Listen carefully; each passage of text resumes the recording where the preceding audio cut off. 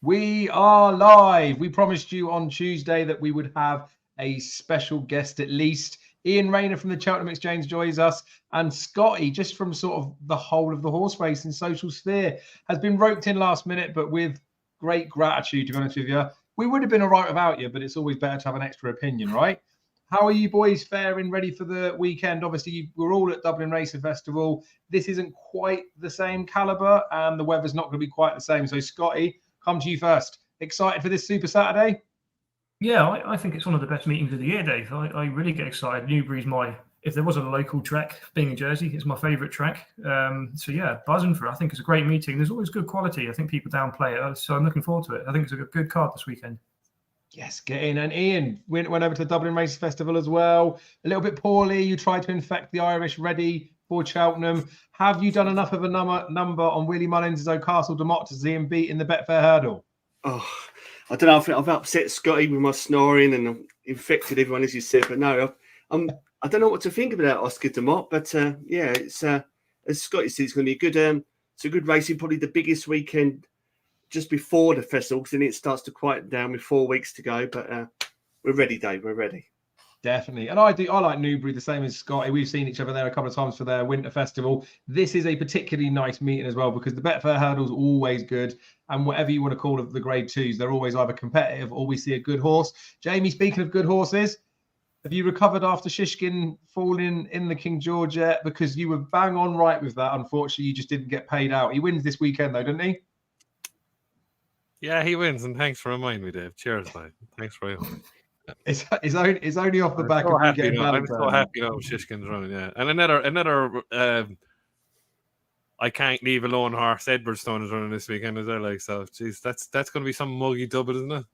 Oh yes. And he's the only one that made it onto the thumbnail, because I hadn't prepared a thumbnail, so it's only Edwardstone up this weekend. Right. What we're going to do, gentlemen, is I'm going to share the screen. We've got a few races from a number of meetings. We'll be as quick as we can, but also we'll be as professional as we can. I'll try not to cry at anyone this week, so you can say what you want. I'll take it as in there. But again, if we go through the races, if you don't have an opinion on them, don't feel obliged to just say something in there. But if you've got something to say, then happy to hear it. I'm just going to quickly share the link on X, just because low on numbers so far. So let's see if we can get a little bit of extra ad revenue in time for Cheltenham. I jest. Because I didn't make anyone aware of it really, so I thought might as well just do it late. Right, that's there. I have already had a couple of bets as well for the weekend. So I know some people are interested in all my bets video, maybe just to see which ones to avoid. The ones that I have already struck a bet on, I will mention because they'll go in the video tomorrow anyway. But we'll run through it. We'll start off with Newbury, no better place to start. I will share the screen. I don't know how zoomed in it is, but sounds rude, but I don't really care. As long as I can see it, then we're all right. I think we're starting off, we're doing Betfair Chase, we're in the Denman Chase, we're doing the Game Spirit, and we're doing the Betfair Hurdle. I believe that's correct. If there's any other races at this meeting before we move on, I will allow you to say so, but only for a short period. Oh, didn't mean to do that. Only for a short period of time. Right, let me see if I can fix the screen. Oh, God, it's all gone to shit, isn't it? Oh, no, please. I pressed the button I shouldn't have pressed. Give me a sec. Oh, this is what happens when you go live in it. I need to stop going live. I don't know the amount I keep fucking everything up. All right, let's get another one going. There we go. I was trying to zoom in for everyone at home. That will teach me just, oh God, look how flustered I've gone. Right, we're just getting there.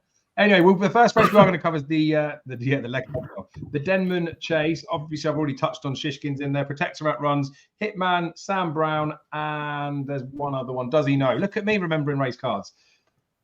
Jaime, I will come to you first because I think this is a fairly quick one for all of us to go through anyway. Shishkin purely just wins despite the fact that he's got letters against his name rather than numbers this season. And the only horse in this God holy earth that's in the race that could possibly do him if he falters would be Protectorate. Is that right? Yeah, just about it, really, Dave, to be honest with you. Yeah, exactly what you said. Disappointed that. Quiet. Huh? Can you hear me? I can hear you. Yeah. Can you hear me, Dave? Maybe. He can't hear me, can he? Oh no, I muted it when I was trying to fathom through the screen. So it's fine. So Jamie wasn't muted. Right, technical issues over, the electric's back on, back in. Wherever we were, right. 5 minutes in, let's get it sorted. Let's get it sorted. Yeah, he should win, Dave. But of course, you're going to be heart in your mouth job at the start. Like, you know himself. Like, he might not fancy it on Saturday. You wouldn't know with him. And if he can't win, then obviously Protectorate. Look, I still like Protectorate each way for a Rayner. He doesn't say the Gold Cup trip, but it'll be interesting to see. This race is 2.7.5. Yeah. Would I be back in Protectorate against Shishkin? Probably not. But look, at the start of the race is going to be very interesting. Very, very, very interesting to see if he'll jump off. But look, if he jumps off, he'll beat Protectorate. He just grind him out at the end. But I think then they'll finally realise that he's not a Gold Cup course Protectorate, which he's not a first cousin to be honest with you, and he should go back to the Rayner because Rayner is wide open. But Shishkin then will go on to run the Gold Cup. I see Nicky Henderson thinking that he'll beat Galopin des Champs. I think he drank 7 brandies too much there, and I think he's going to beat Galopin des Champs. So look, he's entitled to his place if he wins on Saturday in the Gold Cup. But like, I hope to win. I like the horse. I always like the horse. But look, 8-13 if you want to have a stupid bet on him. Best luck to you. Yes, exactly that. Scotty, how about you? How do you see the race? Any different? I mean, all depends on the start. If he jumps off and he starts pinging the first 2, then he'll probably go about freeze on and running. I mean, Protectorate's way below his best this season, I think. I know he put in a pretty decent performance giving weight to Long Press the other day at Lingfield, and Long Press was off for a year and he's had niggles, so Protectorate was probably entitled to get that close on Long Press's first run. But no, Shishkin, if he jumps off, and he's a good Newbury horse. I think the long run in the Newbury, as we've all been there, it's a bloody long run in there. So if he jumps 2 out, 3 out, and he's in the lead, he'll win. Sam Brown is a capable horse on his day, as we know, but he's got pulled up, fell, and then he won that race at Warwick, that Veterans Handicap Chase. That's all he's good for. Hitman, I know you like Hitman, Dave, but for me, I think he's the one that if he does put it all together in his A game, he's going to probably be the one that could push Shishkin the hardest, but I don't think he's good enough this season, Hitman. So I'd just be saying, yeah, Shishkin would win. I won't be having a bet in the race, but Shishkin should win. His class will prevail here. And I think it should be the other way around. I think Shishkin could just go and have another whack in the Ryanair. I think he'd win it this year. I think he's capable enough to win that race.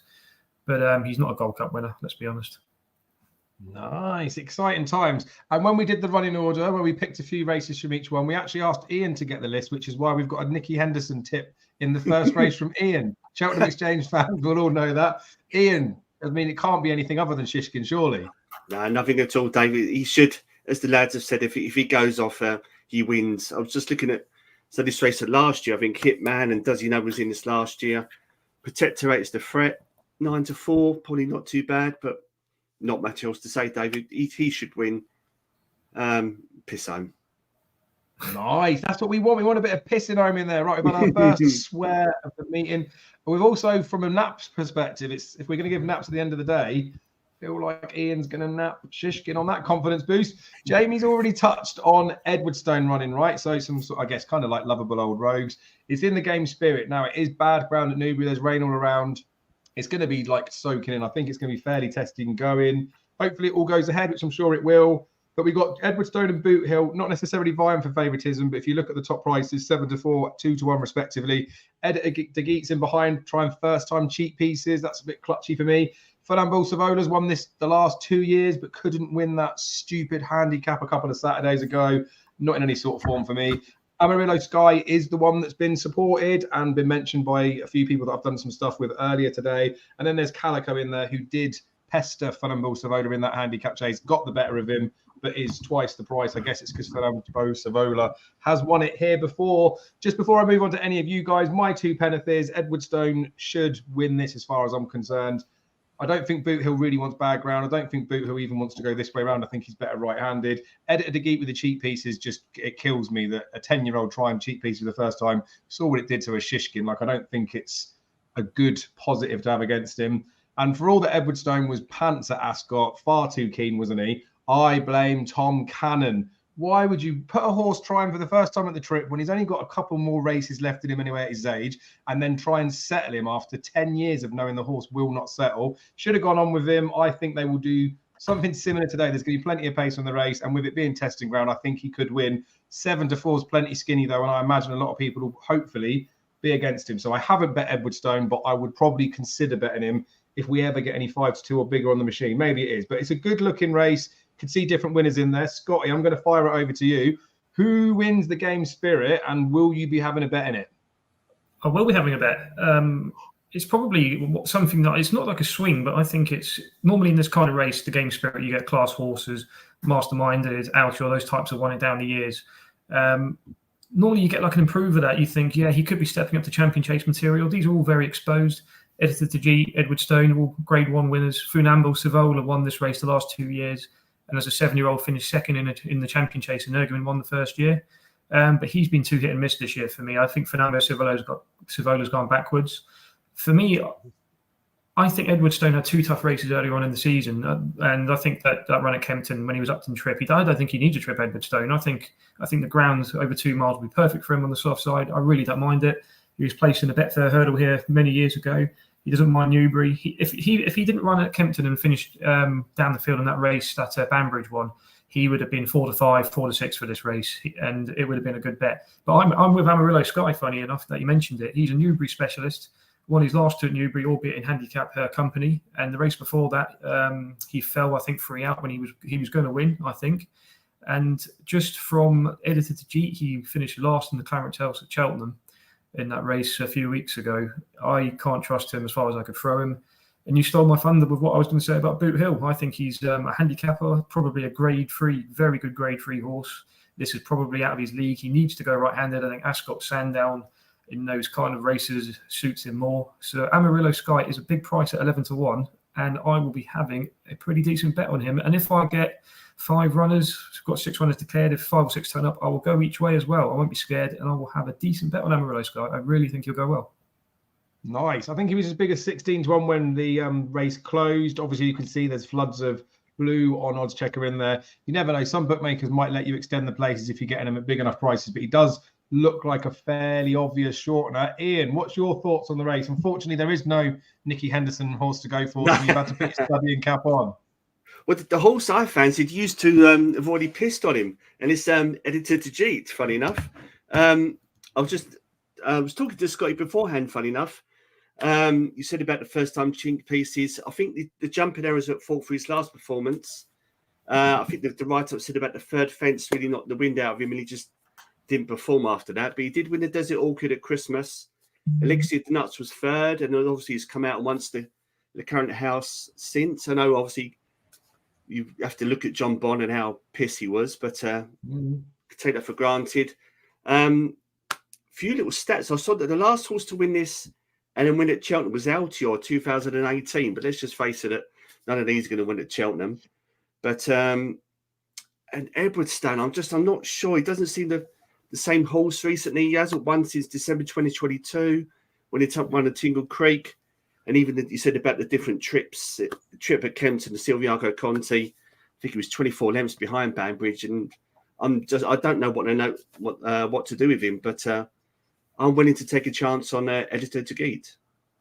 Nice. I think that's fair as well. And Jaime touched on the price of Edward Stone. I think he's plenty short enough. So as much as I give him a favourites chance, he is short. That does tend to mean, though, if the ones towards the head of the market are short, there could be some prices elsewhere. Scotty's found a bit of value in Amarillo Sky. Ian's saying that Editor to Jeet, he can forgive him that last one, the first time cheap pieces. 7-1 top price could be too big about him.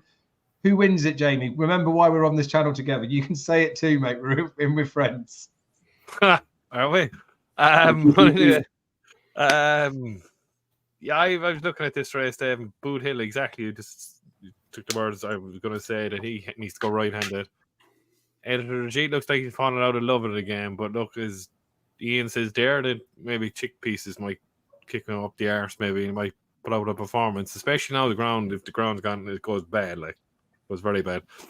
Funambule Savola is just finished, or they're just handicapping him for the Grand Annual. Calico just doesn't like winning races. I can see the angle of Amarillo Sky, and it's very good around Newbury. But this after the ground, like, it hasn't run since the Clarence House. Wow, no, was that 13 months ago now? I don't like backing horses like that. Obviously, I know I finished lame or something after the Clarence House lasted, but was it going to get near Editor Jeet and Edward Stone in that Clarence House with an Ergamine? what was it, 9 lengths behind the two of them, really? Nah, not for me. It's the pace of the race, Dave, I'm looking at, and then hopefully there's lots of pace on. They cut each other's throats, and do you know the way Edwardstone is? Keen as he always been keen, and he's still only a 10. Well, he's a 10-year-old now. I think if they go fast, I think they'll just set it up for him. Like, his form is still miles better than this. If a soft ground, heavy ground, really, if you look at about it when against John Bon and the Tingle Creek, I mean, like, he should have beat these on that form alone, even though John Bon looked whatever happened the last day. Sure, he said it was only beaten not that far, and he made a shuddering mistake at the fort last. So, look, if he doesn't win Edwardstone, he's finished in my book, but I think 7-4 is a good bet, and I think he's just miles better than the rest of these. But could he be finished? Maybe. But look, I'm going to take one more chance on it at 7-4, yeah, definitely. Yeah, fair enough. Andrew Mount always says to me, tip it up an Alan King horse on a Saturday. He just doesn't have Saturday winners anymore. Does make me feel like concerned when he says that, because every time he says it, it's always proven right. But I'm similar with you. Like, he hasn't got that many more races in him, has he? Like I say, tactically they ballsed up at Kempton. This time there is plenty of pace in there. So I feel like it's almost like a swan song for him. Maybe I'm being a bit too romantic, but as I say, I'm not betting him at 7-4. Hopefully he drifts out, but I can see the market shorting up, and I can see him going a bit of a price. I'm worried about the ground and lots of non-runners. Like, I can imagine Boot Hill potentially. I mean, he does want some slower ground. I don't know. I can see some defections. Who knows what's going to happen to this market, but we've talked plenty about it. Now, one of the best handicaps of the season. I mean, well, definitely the best handicap outside of the season outside of Cheltenham in terms of hurdles is the Betfair Hurdle. I normally whiz through this with a few little statty bits. So apart from the last couple of years, typically a 5 or 6 year old wins it. Normally rated 132 plus. I say normally all of the last like 15 have been 132 plus, but normally it's 134 plus. Everything pretty much has run within the last 65 days. So that's not good for Castle de Mott. Also, the fact that he's rated 133, as much as he should be rated higher, he would slightly fall under the radar on the statty bits. Pulls in like a handful of horses. So Castle de Mott falls in there, Iberico Lord, Altobello falls in there, Tell Her the Name, Spirit de Nu, Lucia, and Under Control. Now I'm going to quickly just run through the reason why I don't like some of them. Altobello and Tell Her the Name. I think Tell Her the Name, the ground's gone against her too, but I think they're both questionable going left-handed. Altobello did win at Foss last, but if you look at the performance, it was far below what that one's done right-handed. It could be clutching it still early, but I'm dismissive of them. Lucia, as much as I love her, same as Spirit de Nu, I think he's a nice horse. They're going to need some serious career best to win this, and normally you need a bit up your sleeve. I don't think either of those have really got it. Under Control did have a quick turnaround last season, didn't she, to win a race? So I wouldn't be worried about the 2-week gap, but I am worried about what she did at Newbury start of the season. Yes, she looked a lot better against the girls the last day. Nico not riding her, and there's proper races at Cheltenham as well. Like, I know JP doesn't need to wait for a pot. He doesn't really need the money, but I don't know if today's the day for her. But there are 7 places up for grabs with bookie, so she's on my mind anyway. But Iberico Lord, that Greatwood Hurdle win was filthy. The race at Ascot, there just wasn't enough runners. There wasn't enough pace for him. And the ground probably wasn't as slow as he wants it for these types of races. Big field handicap here. It's going to be an absolute bog. We've always looked at this horse and thought that he probably wants a bit further. I am driving to Hills in the morning to get the 6-1 or the 5-1, whatever's left, to get the 7 places each way, 50 the odds with him. I'll have 50 each way on him as long as I get 5-1 or bigger on there, because those extended places are ridiculous. He's no way out of the top 7. So Iberico Lord's the one I do like. I will just say, though, for this Castle de Mott, I did a big write-up on Gaelic Warrior before we ran in the Boodles. Haven't done the same exact figures on this type of horse, but I would say on the figure rating that I did stuff with Gaelic Warrior, there is patches of his form that would bring it down, but like he should be rated over 140 would be, I could comfortably say that without being wrong. So he's £7 winning off the base to that. And we'll all know the talk about the facts of the way that the French ratings get transferred by the BHA and the IHRB. He's 139 in Ireland. If you were to add UK tax onto that, he'd be in the 140s as well. So he's an obvious one. He's pretty weak on the exchange today, I will say that. But he is like 5-1. You can get 7 places. I will have a scummy little 25 each way on him because I feel like an idiot if I don't. I'd feel more confident, though, if he was like a 2-1 poke, because you'd like to see some money for these ones because they don't go unbacked when they do know. Anyway, I've waffled far too much. Jamie, I made you wait last time. Who wins the Betfair Hurdle? Yeah, 2 against the field, Dave. Obviously, the most obvious one is the Pharaoh or Castle de Mott. Something that came out of my... When he was entered up in put into the system, the HRA ratings, he was given 133, and then all of a sudden he was put up to 139, the HRA. Now he's running here off 133, like he's technically £6 well in from his Irish rating. And then if you put on the UK tax, he must be a stone well in. on official figures if they think he's that good, and they're sticking him straight into Betfair Hurdle. They've had options last week to run him in a 2-mile handicap at the Dublin Racing Festival, and he probably would have won that anyway off the rating of 139 that the Irish handicapper give him. Looking at the way the winner, like Lord Erskine, like 40-1, everyone thought a no-hopper, but look, they had their day.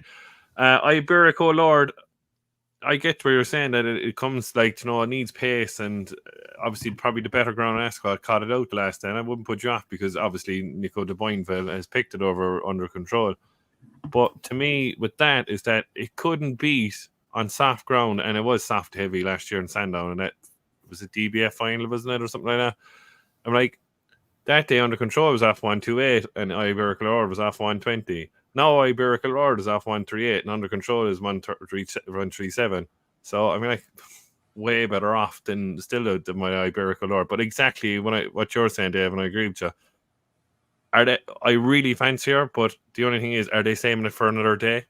And if she doesn't kind of go up with the pace, but she's going to be moved up to her Coral Cup. But I think if she's drifting like a barge at the moment, what is she, 16 to 1? It's not on the screen there. But I can't let her go at the price. Do you know what I mean? I just can't, because the way she travelled in the race that Hansard won, I'm like, she looked all over the winner. And then she split Carla Marceau and, what's the name of that horse? What's the name of the horse? Astro Diamond, right, in Doncaster when there was no pace. I'm like, Astro Diamond and Carla Marceau are going to finish second and third to Lassie Mountain, the Mayor's Hurdle. So that's grade 1 form. I know it's Mayor's is different, maybe 10, 20 pound below proper graded horses, but I just can't leave her go at the price. And I'm not put off by John Joe Neal not being on her. I think jockeys get it wrong, but my two definitely is the Feeler or Castle de Mott and Under Control. I suppose you're going to have to put up Under Control each way with that price in it. Nice. The only reason I've quickly gone over to Betfair is, especially in these big field handicaps, they can give you, like, not necessarily the answer, but they can give you a bit of an insight to some of the betting. So where Jamie was talking about the fact that she was like 16's a little bit bigger, putting it up on here, she's 19 to back, so a little bit bigger than industry price. You look at horses like Lucia, right? She's 33s or 40s to bet on here. When I pull this slip up on here, you'll see she's 20s top price, but there's a few lines of odds checker blue about them. I would just implore people to have a look at what's going on in the exchanges as well, because you want it to echo a similar view of what's happening with these markets. Bookies will just shorten horses left, right, and centre for the sake of it, small liabilities or whatever, but that's what that is. Scotty, big race, good race. I'm sure down the line you've had many a winner of this. Who wins it this time? Yeah, I've done a Rayner race, Dan years. Going back to Zarkanda, when he won it, I had him and Al Dancer a few years ago. I picked up a nice place plot on him, which was good, but enough after timing. Yeah, so when you asked me to come on this afternoon, I spent a good hour on this race this evening. I thought I'd give you a bit of my time and try and really get stuck in, because these big handicap races over 2 miles, 2-mile hurdle races are my thing. I love them. So I come up with a couple of stats. So in 31 years of the Betfair Hurdle, and once in the last 20 years, which I think was Geos in 2004, the last 8-year-old or horse over the age of 7 to win this race. So in 31 years, one horse over the age of 7 has won it. So that discounts this year the likes of Only a Matter of Time, Doddy the Great, Knickerbocker Glory, Favor, and Go Dante. And the next interesting stat was, I think, in the last 14 runnings, 9 horses who have won this have been novices. My 10 to yours, he won it. Splash of Ginge, Agra Park, Kalashnikov, Ballyandy, Al Dancer, Soaring Glory, Get Me Out of Here, and Recession Proof, all the way back to those horses. Get Me Out of Here finished second in the Supreme, as did Kalashnikov.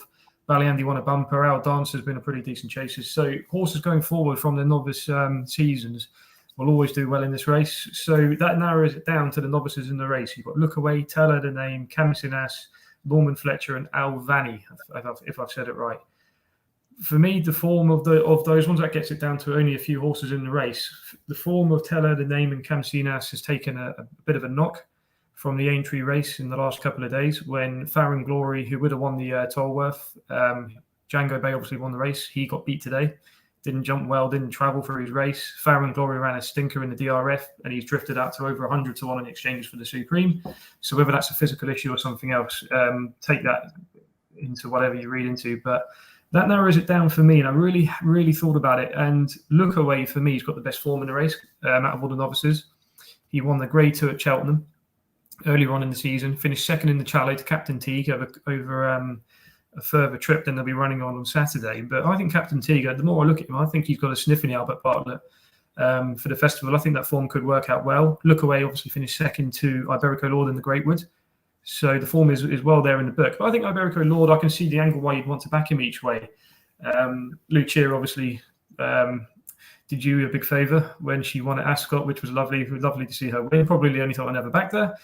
She's obviously carrying top weight in this race. But I've actually come down, I've really had a look, and the two that I will be backing, I'll be backing Look Away because I think he's a class horse. And I think if he gets I don't know if he's got an entry in the Ballymore or Supreme, I can't remember. But I think he will definitely be in the frame here. But the horse I'm going to take a swing on that matches all the trends. The form isn't really, really great, but he's got form on heavy. He's a 5-year-old, and Nigel Twiston-Davies has won this race 3 times in the last 10 years, and that's Norman Fletcher. He's a prominent runner. He runs up with the pace, pretty solid jumper. He will love the ground, and I think you could see like a splash of Ginger repeat potentially here. That was desperate ground that day in 2014. And I think Norman Fletcher's a big price. I think there's 38, so I just looked on Betfair a minute ago. You can get, he's definitely an each way play for me in what's a wide open race. And what Jaime said there, I think Under Control's definitely got a chance in the race, but the drift worries me. I think she opened up 10s the other day. Someone I know took 10s. She's now up to 16s on the sports book. I just think it screams Coral Cup. Damn the Company Mark II. Try and get a couple of pounds dropped off, whatever she'll go racing in there. And I think Cheltenham will be her race come March. But yeah, I think looking the French horse, the favourite for Simon Menier, he's got form on heavy, but how many times do we see these big hot pots come over these favourites and they either win by a mile or they come like 17th, 18th? If you take like 4-9-2, 4-1 on him, I think are crazy, personally. But yeah, Norman Fletcher for me is a big each way bet, and I will be having a place bet. Like I said in the last preview I did with you, when Hansard won the Jerry Fielding, this is the big place bet for Look Away. He will not be out the first 5. If you get first 5, lump on. Ooh, I like it, Ian. I mean, I feel like we've been fairly thorough, but you can see that this is a big competitive handicap because none of us are in agreement so far. I mean, there's bits and pieces that we don't want to put each other off, but that's because it's a big race handicap. Anything can happen. Ian Rayner from the Cheltenham Exchange, tell us exactly what's going to happen. Who comes home first? Well, I'm gonna give you 2 each way shouts. I know you don't normally like each ways, Dave, and you've told me off before. Oh no, it's fine in here, definitely. Yeah, but the bigger prices, and one is obviously not the obvious Henderson horse. Doddy the Great, I'll give a shout to. The ground might worry me. You see, he was second last time out on soft, but you see, he's been off the track for a couple of years. Won the Class 2 introductory hurdle at Ascot, and I think in the waterside was the hot pot that day and was well beaten. But he's come out and stepped up in trip and won a handicap at Lingfield. I think it was a Class 3. So granted, the lower class, but it's still won. Similar with like John Canoe, he won a Class 4 on hurdle, so that kind of franks the form as well. He's got he was hanging left slightly when at Cheltenham. I think when Go Dante beat him in the Catesby Estates at Cheltenham in December. Panjari, who was third, has won the Scottish Supreme Hurdle last Sunday. I think Donica was fourth, won the Michael Costello at Warwick in January. He's only gone up a pound. He's 1-3-2. So he's carrying 11.6. James Bowen's on board. He's obviously been in form recently for Henderson, so he could be an each way shout. The other one might be a bit of a swing, and it's right down the bottom. It's a horse called Move It Like Mini. I think you can get about 40 or 50 to 1. Now, hear me out. He was fourth in the Betfair Exchange Trophy, and he kind of ties in with Outer Belly. Now, I think there's only... And let me bear with me. So I think Moving Like Mini's got a rating of 127, and at the minute it's 50 to 1. And then you've got Outer Belly's 134. And I think with their last run, I don't think there was much in it with the Lemps, the race that Lucia won. And where are we? So it was about a length or so. And if you take the £5 claimer off, which is excuse me, when I find it. Finn Lambert's taking 5 off. I don't think there's much between the two, but the prices say totally different. So I think a bigger price of 50 to 1, he could be within a shout. But they're probably the two I'll take a swing at, Dave. Nice. I mean, you can't put anyone off ones at those prices, can you? I feel like Move It Like Mini and Doddy the Great both. I agree with you. Like, they've definitely got races in them, especially that one that ran behind Leach here, Move It Like Mini. Maybe they do need better ground, but I always trust in these races, right? If the trainers are happy to run them, they might use it as an excuse after, but they know what the ground is. If they think the horse has got a chance of winning off the ground, they'll run them, wouldn't they? So if they're non-runners, that tells you don't go on it. If they're not non-runners, then you could attribute it to maybe being that, but I like it. So we've got various forms in there. You'd have seen when I went on to Betfair, I have actually had £6.72 on July Joan, just because someone's saying it in the comments. I think it's tips during a suit. And I bet this horse after he comes second, well, after he pulled up after Spirit Danube, and he's been a non-runner a couple of times since, and now it's gone into a bog. I just had to do it. Anyway, anything else from Newbury that anyone wants to talk about before we move elsewhere? Can we not talk about Mr. Coffee? No, we cannot talk about Mr. Coffee. I'm just going to blank the screen there. I'm just going to blank the screen. Yeah, bye. I think Inch House in the 350 will win. Okay, well, we'll talk about the 350 then, because obviously Ian's mentioned Mr. Coffee. Scotty likes Inch House. You'll see there's a little bit of blue on Hometown Boy. I would like to feel that I'm responsible for that. Hometown Boy was a horse I talked about as one for like a horse to follow this season. Came back from a staggering long layoff. Hasn't been seen since until now. I do still wonder whether they're setting him up for a race in Aintree possibly, because I feel like he's got good form there. But as soon as there's money for him, I want to see Hometown Boy have a chance. I wasn't going to mention it until my bets tomorrow. We'll do it now. Did it say there, Dave, Mr. Coffee's handicap mark is 141? Is that what it is? Jesus Christ, the BHR doing him a stroke down there, 141. He should be fucking 1-2, man. He's useless. So Ian, all jokes aside, do you believe that Mr. Coffee will actually ever get his head in front? No. Okay, so that's fine. And then Scotty, you do like Inch House. This is a horse you talked about earlier in the season. It may have even been when we last spoke, I believe. But Inch House 13 to 8, you happy with the price? Still going to get stuck in? Yeah, I think you'll go off 10 to 11. I think you'll get battered this week. I'll be taking that now, 100%. I think he's way ahead of these, especially Mr. Coffee's second favourite. It says it all. Lump on. Nice. I will just quickly, because I'm just clicking buttons, we'll be very quick on this one. I'll just skim down the bumper. Not that I've got anything to say on it, but Bally Andy won this before he went and won at Cheltenham. I just wanted to quickly see if there's any names in there that ring a bell. No, would be my honest answer. Okay, right, so we're done with Newbury. Let's move on to Warwick. Oh, sorry? Histronic will win that. He won his point-to-point there about 5 minutes around the corner for me, and they spent 450 grand on him. And I thought he ran well the last day. He was only beaten 2 3/4 lengths. And he's a bit green as grass. I mean, like, he'd be short enough, like, but like he'll win, yeah. Histronic. This is what we want. Come on. Right, winners galore. Let's move on to Warwick. There was 3 races we were doing here. I can't remember what they were, or what times they were anyway. So I will peel us down slowly. I believe the first one we're going to look at was the Mayor's Hurdle, the listed race. I mean, it shouldn't take very long to go into this one. Is there one before it? No, I think that was the first one. Just this one? Oh, okay. Yeah. Okay. So, thanks, Ian. Thanks for bringing a little bit of order to this. Jeez. Right, so this one here, you wear it well. I said I was going to talk about bets I've had for the weekend. It would annoy people, but I don't really care. I bet you wear it well at 4 to 5. Hill's at it 4 to 5. I made this a 2 Zompo. You can see generally 4 to 7 everywhere else. I know, like, it doesn't need much to be said, right? And I know there'll be people that will make a case for stuff in behind. And this doesn't mean that it's right or wrong, but when we were at the Tolworth, Scotty, and we were talking about you wear it well being on the history list of a winner of the Grade 1 fight and fifth. She was sent off 5 to 4 for an actual Grade 1, even though it wasn't a Grade 1. She's in a mare's listed race and you can get 4 to 5. Like, it was madness to me. I've bet her it's a fairly quick turnaround from that race where she ran behind Marie's Rock, but she saw it out nicely there.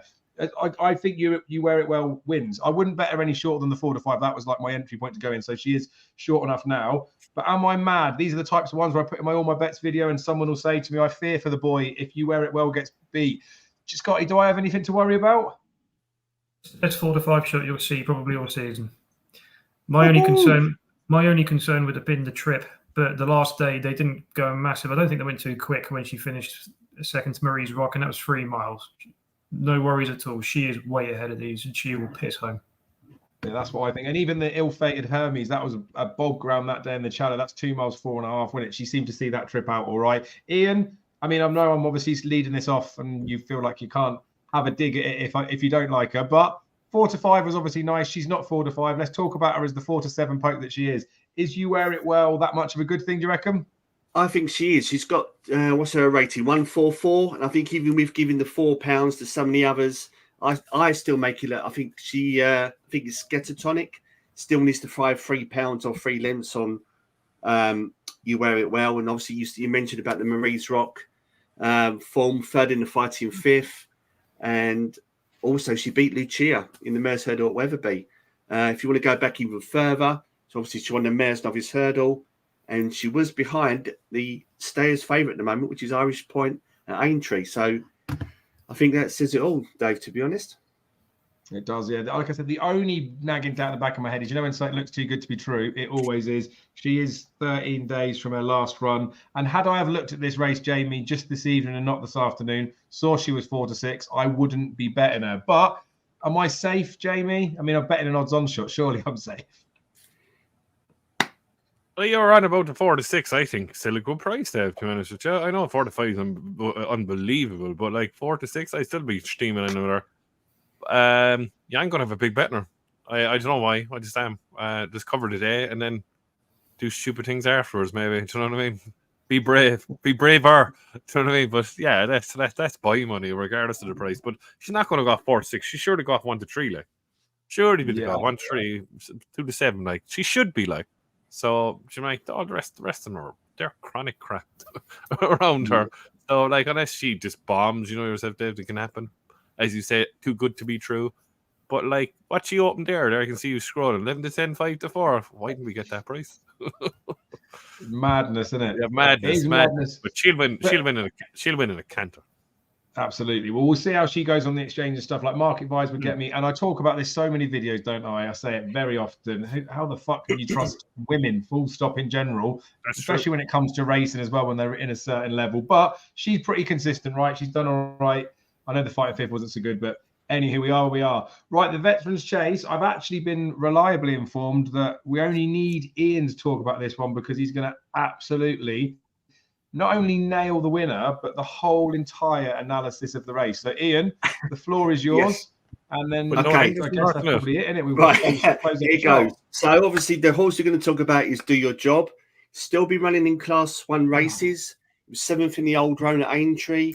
Granted, he was 9th in the December Gold Cup in Cheltenham. He won last time out at Wetherby in a handicap chase on Boxing Day. But there are small pieces of form, so you might have to bear with me. Special rate, won last time out to beat horses like CL de Niège and Fleurier, and they're rated 140 horses. Granted, they're not very good, but they've still got a high rating. From this run in December, obviously Fugitive and Il Rodotto have run well since. And JJ Riley won the Lanzarote Hurdle. If you go back even further, Cheltenham in November, Triple Trade won the race, and then won the Hound and Handicap at Ascot. From that race at Ascot, Harper's Brook has won a handicap chase at Sandown last week. Guy won a Class 4 handicap hurdle at Hereford. And then to top it all off, in that race, the horse that was 6 won at the DRF and was Madara. I think that says it all, Dave. So Do Your Job or win. What do you think about the fact he's gone from Lucinda? What do you think of the fact he's gone from Lucinda Russell to Charlie Longsdon? No problem. Fine, happy days. And the thing as well with the veteran stuff is, although he's got the hike for recent form, you basically in the veterans you get away with being half a stone worse than you technically rated because you're inferior ones. I mean, I feel like we could add a tiny bit to it, but I haven't got that strong an opinion in the race. So, Scotty, was there anything that drew your fancy when we sent you the list? No, I mean, if Diego de Charme was a horse I've backed many times, but he's a 12-year-old and that's a Veterans Chase, but I think he hasn't run for nearly 19 months or something crazy like that, and he's got to carry 12 stone, which puts me off. I think the interesting one for me is Le Ligerian for Darryl Jacob and Joe Tizard. It's not a strong opinion. It'd be just looking at the form, and it was 3rd to Sepage at Cheltenham, not beaten far last time at Kempton. He beat probably the ultimate cliff horse for many people who never wins, Danny Kerwin, who's a pretty solid horse. Second to Jetoile not too long ago, who's run a pretty good race in the big handicap at Cheltenham recently. I just thought the form was pretty strong. I do respect Do Your Job. I think he's a class animal, and I think he's still got relatively young legs for a 10-year-old, if there is such a thing. The flying ointment for all of them could be Riders on the Storm. I mean, he is the classiest horse in this race by some mile. He's a Grade 1 winner. He won the Ascot Chase about 3 or 4 years ago. But he was probably my biggest bet at Christmas at Aintree, and he let me down. But if he was to come back to form, he's way ahead of these, and 5-1 could be the bet. I'd just probably take a chance on either Legere or Riders on the Storm. But it's not a race I have a strong opinion on, Dave, to be honest. Yeah, fair enough. Yeah, when I did it earlier for Gigi, I sort of fell onto Riders on the Storm, but more of a token selection than any substance to it. Jamie, you told us to put the Veterans Chase in the race. Did you know that Ian had done all the homework and given us the winner, or is there one that you might like in it? Well, we call him Boxman Ray Ian the Roots, so he found all the roots, and he's after bloody selling me now to back the fucking on. But no, I was with you, Dave. I couldn't come down on anything, and I was with you and Scotty. Like I know he's beaten 34 lengths the last day at entry, and a lot of people fancied it. But with these Veteran Chase, you kind of look at him, and it took me a long time to comp him. Is that Do Your Job one last time out? Diego Charmel hasn't run in nearly 2 years. Fast Buck one last time out. Legere has had his chances throughout the season. The bottom two, forget about him. Is it Riders in the Storm turn today? Do you know what I mean? They kind of go, when one wins, the next one wins, the next one wins, the next one wins. And that's what I came down and exactly what you said, Dave. It's a token selection, Riders on the Storm. Because on his day, he's miles better than all these. And if he's on a going day, 5-1 might be a good bet. But would I be very, very confident? Obviously not. But it's up to yourself if you want to get involved. But if I was having a bet right now, I'd throw it on Riders on the Storm for the crack. Yeah, we always get made to look idiots in these veterans races. You either get it, well, say you either get it correctly on, but sometimes they just don't run anywhere near their ratings. Like it's very often that they won't finish in price order, things like that. Just to quickly mention the last two for the fact of completeness for the race. Andrew Mount said for Broken Quest, if you backed David Dennis, the trainer in Veterans Chase, is blind, you would be in significant profit. So he's thrown him up and you can see that he's been nibbled. And then I spoke to Daryl earlier. He'll probably have a go at me because he might go in his Betfair column. But he said, go back and watch Champagne Mysteries run at Cheltenham behind Garlaw. And I did. And the horse was flying round off the mark that he's off, dropped a couple of pounds, now going into Veterans Company. You can see why he's been nibbled. But we've just about made a case for everything in there, haven't we? Should we move on? Move on. God love the veterans. I class them as like little teddy bear races because I feel like they're all like old friends from years ago. And then it's just a case of choosing who you might want to cuddle tonight. But then when you have a bad night's sleep, you know why you put them in a box in the first place. Get out of it. I'm too old to be having a cuddly. Right. The Kingmaker Chase might not be a vintage renewal, but the Arkle is wide open. The public is screaming. Anything could win the Arkle. Looking at the betting of this race, though, Matata will be bolting up in this particular race. Jumps left, even going left. Basically wants to burst through wings. Was probably 101 when got picked up by, was it Liberty Hunter at Cheltenham, when obviously I'd bet Matata and get done when it goes and gets picked up. 148 currently rated. If this horse does go and win in good style, because I believe was the best horse the last day despite the jumping, maybe if it jumps well, because it did jump well on first chase debut, who knows what this could be rated after. Half a stone could go up £10 and be pushing the limits of it. The reason why I'm telling you that story is Bet365 are still 33-1 non-runner money back. And we know that the owners like a runner in an Arkle. But obviously, you've got the insurance there that if they decide not to go there, I just think if the horse wins like the market suggests he's going to do, he'll be a 12s or 14s plate for the Arkle. And it might be a race where you fancy getting a bit of cover in there. But couldn't possibly bet the horse in this race, but I am tempted to hold some money, non-runner money back for the Arkle. Scotty, is this? I know we've talked about shorties before and all that type of stuff. It's a fairly abysmal renewal in terms of numbers, but Pembroke Matata, that's the match, right? Yep, it's an absolute satchel job again. Stick it in the double with you, wear it well when you will be collecting. Unbelievable. I mean, it sounds silly. It sounds so easy, and sometimes this game is easy if you just grow a set of balls, and if you're in that mood just to lump on, I'd be doing it. Matata's form is decent, probably better and better ground, I'd say, I think maybe the ground, I know we got chin last time by Liberty Hunter at Cheltenham a couple of runs ago, but maybe the ground wasn't in his favour that day. I just think Pembroke is the softest horse I've ever seen in a finish. One of the softest horses. He's won one race with a walkover this year. He won that race at Aintree when we were there that day. Do you remember that day we backed Zambella? Everything fell or got pulled up, and he literally just walked around. He doesn't know how to finish a race. Me and Jaime were absolutely all over him for the county hurdle last year when he didn't stay at the 2.5 in the graded race previously earlier in the season. He barely gets 2 miles, this horse, and the ground will be against him. It's probably against Matata, like I said, but Matata's a certainty. The form tied in last day behind JPR1, who I think is the wise guy's horse each way for the Arkle. Can't say any more. Matata just absolutely bolts home in this. Nice. And Ian, obviously it is a shorty. We're fairly keen on it. The jumping to the left, I guess, is a bit of a problem. Would you have been the same view that the race the last day that JPR1 won the race? Matata was arguably the best horse, but it is about jumping, right? Do you still think Matata is the one to keep on the right side of going forward? Oh, most definitely. I think Scotty's been reading my notes. I was going to say he's obviously JPR1 is now being considered a shout for the Arkle. I think Matata was carrying 11.2 that day, and Pembroke was carrying 11.5 and was in third.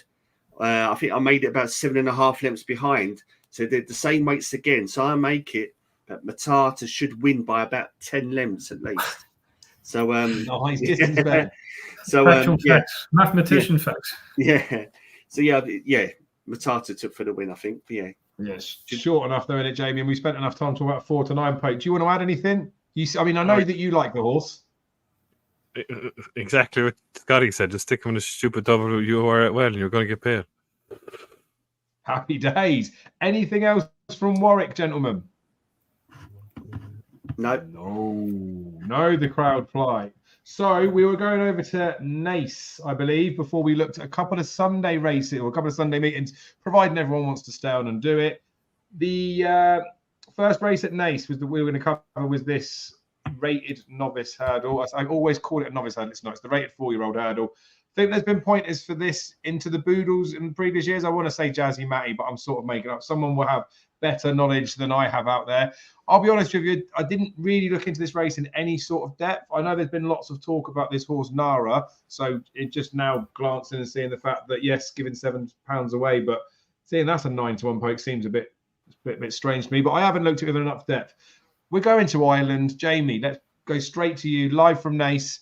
What happens in the 120? Have we got a pointer towards a Boodle horse, or have I just been talking crap for that bit? That Nara is form in France right there, but if you remember though, it was absolutely hammered by Nürburgring in the Ancala Conti in that 4-year-old race at the Royal Bond meeting, and it was getting £7 off that. Now it has to give £7 to Lark in the morning, which I can't see. Not a hope in hell. It's going to give £7 to Lark in the morning. I think 6 to 4 is a cracking bet. I think it has to win to get into the Bulls, because obviously even with British tax, I know Jazzy Matty won the race off 125, but he barely got in. So, I still think it needs to win. It's not going to win by very far, but I think it's going to win. Like, first time out behind Mighty Bandit, the horse that everyone's cribbing that's gone to Ireland's Great Tricks. 6 to, obviously, Intelletto. Intelletto ran all right last week at Dublin Racing Festival, do you know what I mean? And then third behind High Wind, who couldn't jump, I'd say, if the bloody hurdle was about 2 foot shorter. But that's the way that horse is. I think it's touchy, feely, Lark in the morning, just creep. And look, the Ballymore crowd want winners at Cheltenham. And to be honest with you, Joseph knows how to win a Boodles. So, look, I think it needs to win to get into the Boodles. So, I think 6 to 4 is cracking. I think they've been messing around with it all year, and I think it'll just win. Just better than all these. I think it'll just win, and hopefully it won't win too far so the British handicapper puts it up too much for the Bulls, but it probably needs to win to get in. Nice. I mean, I've got to talk myself out of betting Nara in this, because I do think that people talk about her as a potential Boodles one. She didn't run last month in season, was the message that was messaged up there. I know when horses have, like mares have run when they're in foal, they actually seem to improve with their form. I know with greyhounds, they normally need a break after season. So I might have to Google, or if anyone in the comments is wise enough to know, her being in season a few weeks ago, whether that means she's going to run better or worse than form, or could it have been an excuse for Christmas? I don't know. Scotty, again, we sent the list out. Is this one you've had a chance to have a look at? You got any thoughts for the race itself and then potentially going forward? Yeah, I did. So I thought, like Jamie said, 6-4 could be tempting on Lark in the Morning. Obviously, the Mighty Bandit second, and then the third to High Wind the last day at Punchestown. But High Wind ran a piss poor race, if I'm being honest, at the DRF. I think Racing Post ratings Lark in the Morning has been dropped £3 from his first run this season, and he was ahead of Puccini, and that's the horse I like for Jack Kennedy and Gordon Elliott. Actually, he was really impressive the last day, and I think he's a pretty good jumper, goes from the front, and I think he's actually going to reverse the form of Lark in the Morning, and I'd be taking a chance on Puccini. I think 7-2 ahead of the 6-4 and Lark in the Morning. It's just something that I think sometimes juvenile races, I don't think the form always stacks up. I keep on saying it. I always think about Far Class and Mr. Adjudicator at that top level years ago. The form got reversed. The Cargie's form that I said the other day would be reversed with Carlo Conti, all ties in with Nürburgring, who I think is still one of the best juveniles in Ireland. But yeah, I think Puccini, I think he'll win this race, and I think he will go up a few pounds. And I don't think he'll be. I think he has to go quite a lot to get into the Boodle still. So I think he'd have to put on a real good display.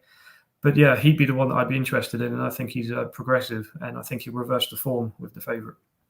Nice, Ian. How do you see this race, mate? Well, I found that stat you were saying about Dave. So Gavin Lynch put it up today. So you said I think it's 4 winners out of the last 5 run or races. You said about Jazzy Matty, 2023. Brazil won is 2022. He won off 137. Aramax won is in 2020. And Band of Outlaws won is in 2019. So it is a good... The JP ones as well. Yeah. So it's a good yardstick, if you want to say that. I'm going to piss on your chips, Scotty. I'm not so sure about Puccini. I like the guys like Lark in the Morning. The infamous John Lynch Carpets Maiden Hurdle that you guys talked about with Mighty Bandit. Lark was second. I think Puccini was 9 lengths behind Lark in the Morning. And I think obviously now Puccini, since winning his Maiden Hurdles, carrying 11.4. And Lark in the Morning still got 11 stone. I still make it about Puccini needs to find about 4 or 5 lengths. But and you said about High Wind and who was the other one? Interletto. I think they did have pieces of form, but from that juvenile hurdle, there was a 7th and 9th in that race. So you can't really count it as such. But yeah, if I was to go for one, I'll go Lark in the Morning. I keep on looking in, like you say, it's interesting. I'm a big believer in forms reversed easiest at 4-year-old level, between that 3-4-year-old level. Yeah, I mean, earlier in the season, another one I was going to talk about was Spirit. I know you're going back to the Betfair Hurdle. He ran in that race, the Mathesons, I think it's called, up at Cheltenham, when Blue King Drew beat him.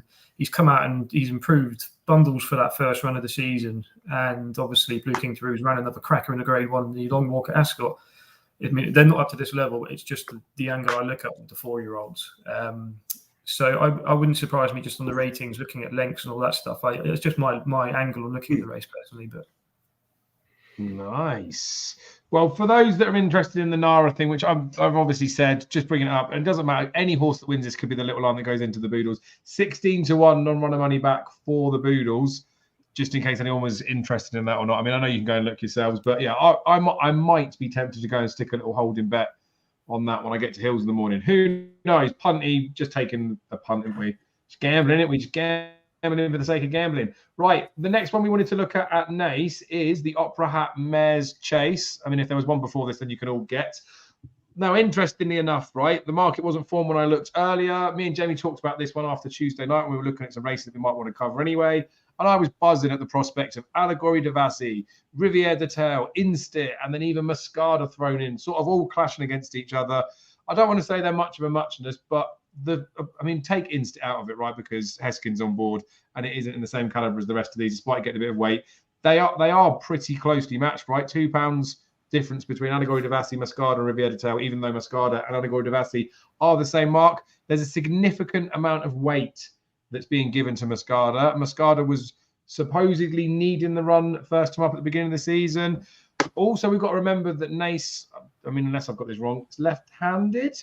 And like Mascada going left-handed, I think this is the first time Mascada will be going left since winning the Grand Annual. So I was all ready to steam into Allegory de Vassy at a short enough price, but I think I pussied out of it, boys. I think Mascada's scaring me enough to not have a bet in the race rather than having a bet on Moscada in it. So I believe that Allegory Devassi will reverse the form back again with Riviere de Tail. I think she's better than her, but the market suggests the same as well. I think Allegory Devassi is better than Moscada, but I don't know if she can give her, what is it, £9, £8? £8, I think it is. So that's going to put me off actually having a bet in the race. So, Jamie, Irish correspondent, you're getting first refusal for all the races at Naas. Will you be having a bet in it now we've seen the market formed, and who do you think wins it? I think as well, Dave, at the start of the season in that Mayor's Chase in Clonmel, I think Allegory Devassi give it £8 and still beat it anyway. But exactly what you're saying, and probably needed a run at Clonmel that day. I think she'll reverse the form here because I think Allegory. I don't think Moscada will go to Cheltenham, but Allegory Devassi will definitely go to Cheltenham. So I think Allegory Devassi is worth taking on here. I wouldn't take any notes of his first, second, or third, to be honest with you. Because I think this is a prep run for the Mayor's Chase. So I would go for the sake of, because Moscada is probably not going to Cheltenham. I'm only guessing. I'd probably back her on Saturday to beat Allegory Devassi. I think 13-8 is a decent price. So yeah, it'll be Moscada for me. Nice. Scotty, how do you see this race, mate? I think it's just a ridiculously tough race to call, personally.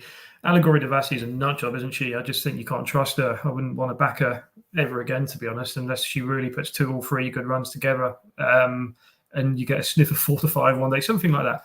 Moscada, I don't trust either. I don't know what they're doing with her. I think she's a handicapper. I don't think she's up to even this level. I'm just trying not to say it because I know she's better right-handed, but I think Riviere de Tail's been good this season and I'd give her a chance. I think 9-2 is a decent price. I know she jumps out to the opposite side that she's going to go this way, but she absolutely battered Allegory Devassi the last day, albeit the winning distance didn't justify Allegory's performance as much as it really did. Instead, again, is a big price at 10-1. I don't think she's as bad as her last run. I think she's probably the most reliable out of the 3 of the big guns. Out of the 4 big guns, if I'm being honest, she always seems to run a pretty solid race. But is she quite good enough to beat Allegory Devassi or Riviere de Tail Moscada on their A game? No. But at the prices, if you force me to have a bet, I'd just say Riviere de Tail's got a bit better this season. She's learned how to race, I think. Yeah, sod it. I'll back her at 9-2. I'll just take a chance that she'll jump a bit better this time. Nice. Ian, I've touched on it before. I'll say it again. Women, can't trust them, can we? Or can we? Who would you bet in here? Or you don't have to bet, do you? No, I'm so torn as well. So it's Allegory Devassi up in our Cheltenham Exchange anti-post series. I put her up for the Mayor's Chase. And of course, obviously, she was trounced. And I mean, trounced by Riviere de Tail. So that's put me off slightly. I know you could say about the it could have been a bit exaggerated, but it was over 2.5, and obviously this race is over 2 mile. One thing I did notice that both of these Riviere de Tail and Allegory Devassi haven't won at 2 mile since about 2021. But I did look, and she's the rag, but Silent Approach seems to run over this sort of distance most of the time. I think she was in Mayor's Novice Chase at Cork, and she beat Zenta, who's now got a hurdle mark of 1:42. So that did catch my eye, I have to admit. But if I was to come down on one in a minute, I think I'd probably go with Scotty and go with Riviere de Tail. But I'll keep an eye on Silent Approach. Obviously, it's not a each-way race, but it wouldn't shock me. Nice. Mad, wouldn't it?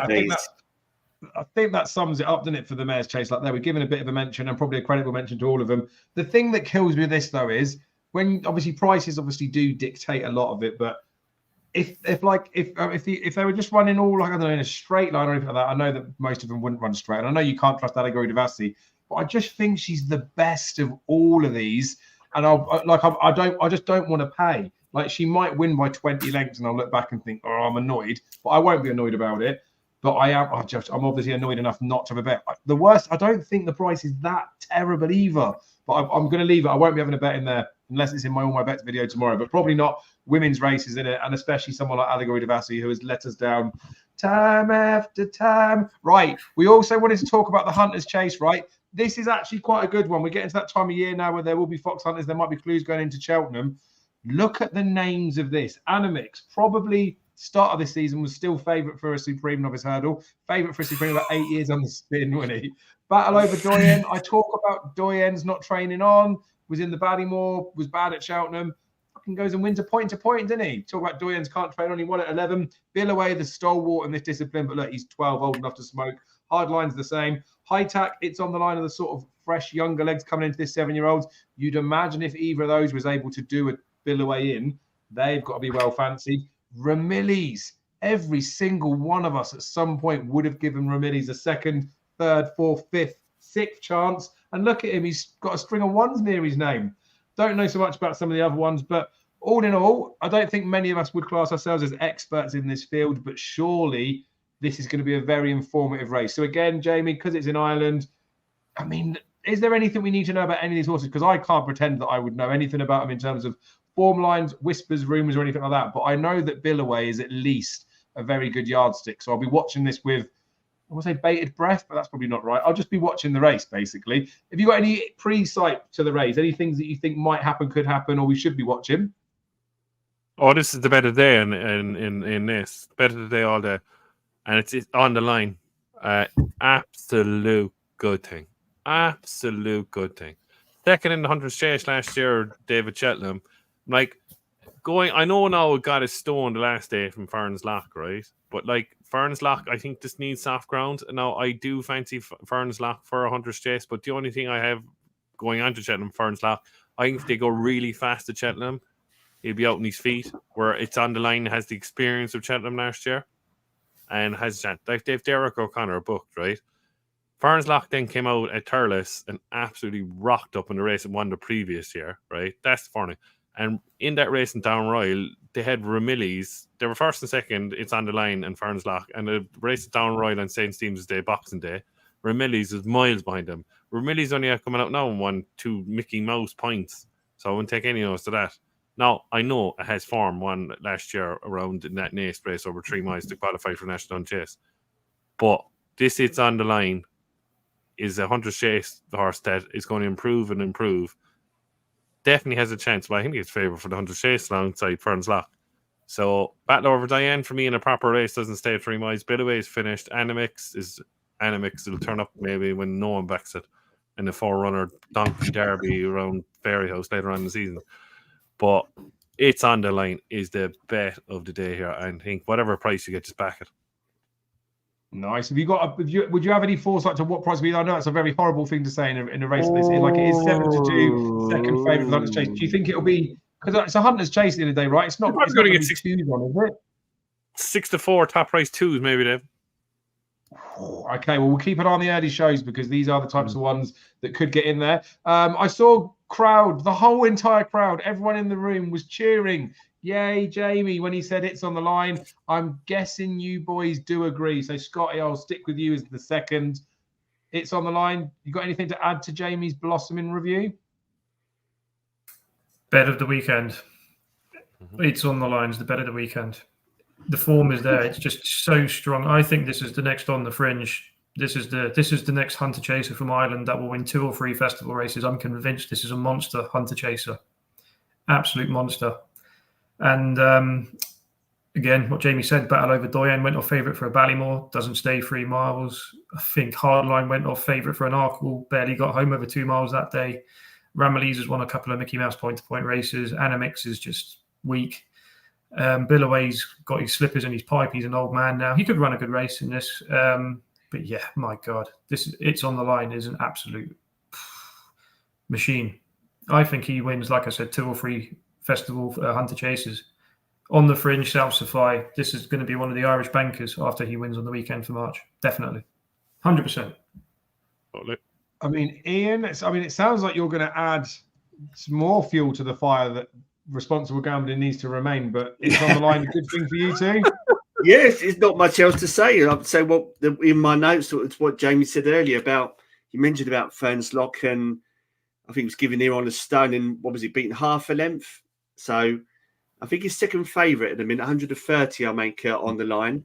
But I think they may change. If he absolutely shits home, I think that could change. But I will give one shout. I did promise OJ's favourite horse in training, Ramley's.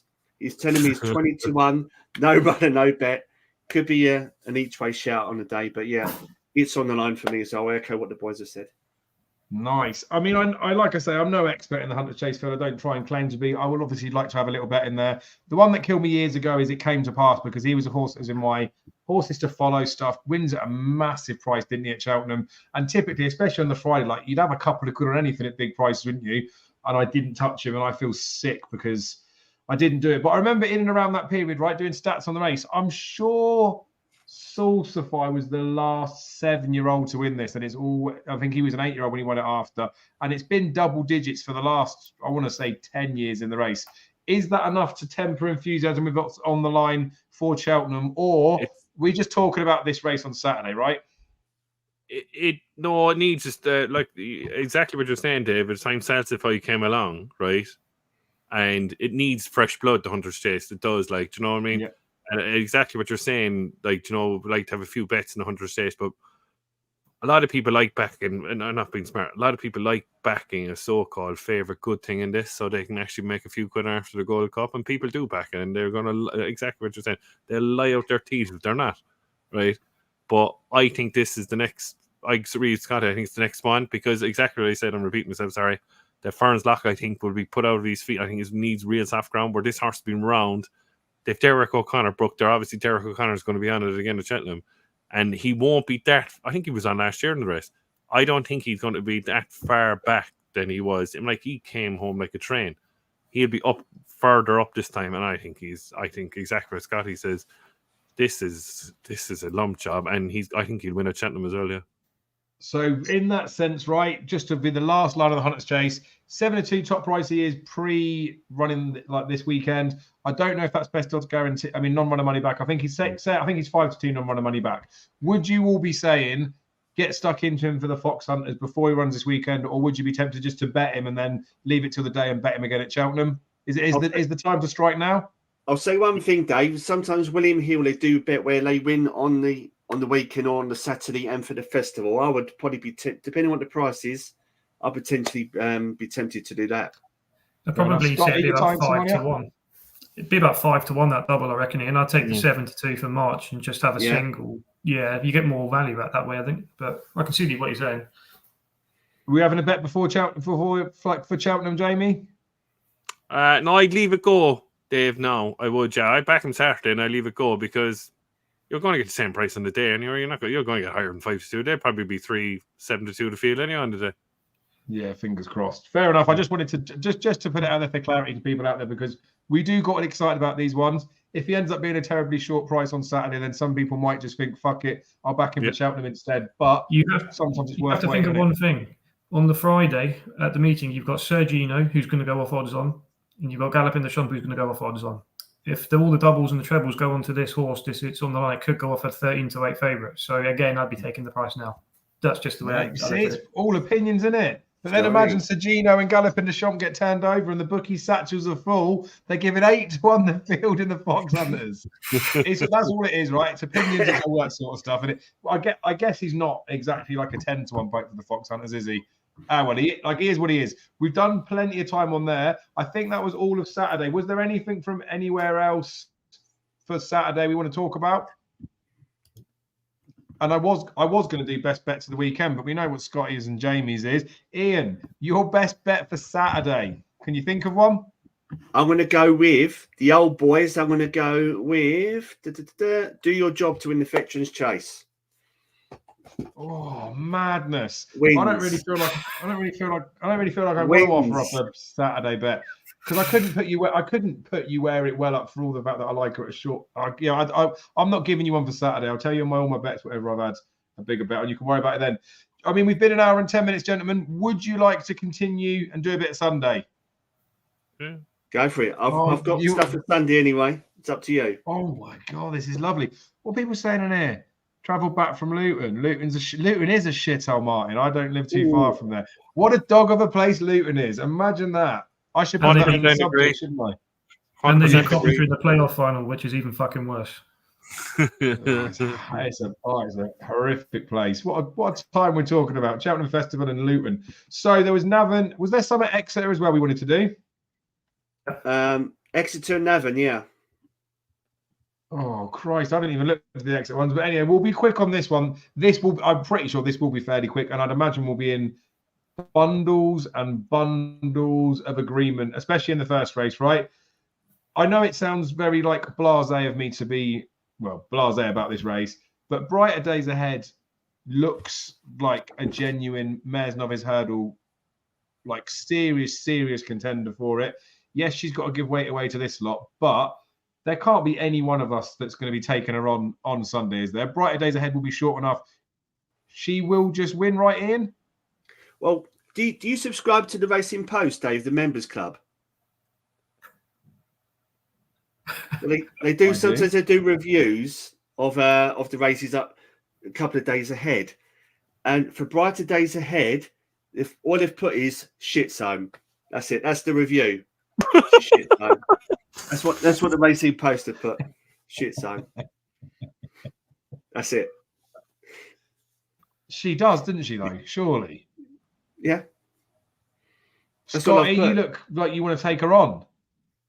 Oh, no, not on Sunday. She just needs to brush up her jumping. That's the main thing. She's not the best of jumpers, but she'll learn out of experience. But she'll win this and finish third in the Mares Novice behind Jade de Grugy and Dysart Enos.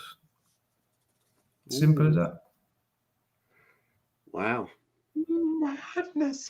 Jaime, like, nice enough race. She's a nice enough prospect, isn't she? But is that just it? We'll just be learning where she's going to finish in the pecking order in March. Like, you can't expect her to get beat, can we? No, she won't be beat at all day, but exactly what Scott said, she needs to jump better. Like, you know, we want to see her to jump better and jump left-handed. And we'll find out a lot about her on Sunday with regards to trying to beat Jade de Grugy and the good thing of the Mares Novice, Dysart Enos. Right, we'll move swiftly on to another Grade 2 on Sunday. It's the Boyne Hurdle. Down the years, this has been like such a good race, purely for the fact of a nice little stepping stone going into Cheltenham. There's been all sorts of horses that are running it, and I've seen over the years all sorts of terrible tips for it. Hopefully it won't be the same in here. Look at the names of the list, gents, right? We've got Sire de Burle, Asteria Fullonge, Blazing Carl, Hidden Valley Lake, Ashdale Bob, Beacon Edge. I'm not talking about him. Delta Work, Farouk Delan, Galvin, Sir Gerhard. I don't even know who this same Majest is, but 6-year-old in there. Maybe one of you can give us a line on that. The only thing I want to look forward to for this race is Delta Work picking up his third cross country at Cheltenham. I'll have to quickly look up as I can what the prices are for him to go and win there. Seeing his well-being, all that type of stuff. Like, I'm only interested in this race just to make sure that he's okay and he finishes it. I will not be having a bet in it, but it looks like the type of race, right, where I'm sure people would be able to get stuck into it and find a bet. So, Scotty, have you got us a good bet in the Boyne Hurdle, potentially price dependent? So I do, actually. Quickly running through them. Hidden Valley Lake, Felon Chasing, Comeback Hurdling. Blazing Carl, we haven't seen for ages. He's got more problems than Man United, that guy. He's prep runs for the festival. Galvin having a prep Get on with it, Scotty, will you? Farouk Delan is going to win the Potemps final. He won't win today. They're protecting his mark. I don't know if the mark will matter, but for me, the bet in the race has to be Sir Gerhard. He is miles better than these on his day. Miles better. The only thing that slightly is concerning, if it is a negative, is the form of the Devil's Coachman and Ashdale Bob. Monkfish came out and absolutely battered them in the Galmoy. But I think Sir Gerhard had lost his confidence previously with all these falling and all these performances over fences. That was a massive confidence boost for Sir Gerhard. And if he goes off anywhere near an even money shot in this race, I think it's a bet. I take anything odds against even money. I just can't see anything. They're so exposed, these horses. Sire de Burle will probably run a good race at the festival. Asterian Fullonge doesn't like winning. Beacon Edge, well exposed, not good enough at this level. Sir Gerhard is miles ahead of these. Right, and you're saying anything bigger than even money. Right, obviously, we know his class in there. We know that the weight that he gets for some of the horses. There are 13 runners, though, and there is a good amount of depth in there. So, I mean, not even looking at any depth, surely he will be odds against, and you never know, they might chalk up as a bit of a price. It's a pretty convincing statement from Scotty. Jamie, I'm not sure if the ghost's back, but I could hear echoes of Farouk Delan coming from Ireland. Do you have a fancy in the Boyne Hurdle, Jamie? I do, yeah. Go up there small, but we go through 'em. Go up to number 1. Yeah, no chance. Look, to be honest with you, Dave. And then your favourite horse, Carl. I'm going to call him Carl from now on, not Blazing Cal. It's Carl. That has no chance either, even though it won the first time out last year. I think that horse could be done and should be over fences. The legs are probably gone. Look, to be honest with you, all jokes aside, it all depends if, like, are they both going to run or one going to run? Asterion Phalange or Sir Gerhard? Now, Asterion Phalange was second to Irish Point at Christmas. I'm like, probably is not an out-and-out 3-miler and a 2.5-miler really. So if it runs either or run, I think either or wins. That's obviously Asterion Phalange or Sir Gerhard. In Valley Lake, useless. Ashton Bob, a handicapper. Beacon Edge, finished. Should be in veteran chases. Capilano Bridge, forget it. Delta Burke only ran for a trot to win the cross-country for a third year in a row. Farouk Delan, Pig. Galvin around for the trot for the cross-country. Sam Majest, I will say, is very interesting. It actually is qualified for the handicaps at Cheltenham. So I would keep an eye on it if it's going around trotting around this, and probably go to Carl Cupper or Martin Pipe. Because of the fact that as well that Noble Yates' beat at Christmas is after coming out and winning a Cleve Hurdle. So I'm going to let the cat out of the bag there. But look, definitely I'd have her, him or her, whatever a chance for a handicap at Cheltenham. But exactly what Scotty says here. And like if Sir Gerhard runs here, he will absolutely destroy him. He's miles better than all these. But I'm just telling you now, everyone who's viewing and they view it afterwards, he's got absolutely no fucking chance in a Stairs Hurdle. Does not stay 3 miles. Has anyone watched the Brown Advisory last year? Like, I see a lot. Look, I'm not cribbing, and we'll do this video, Dave, and we'll go through everybody tips.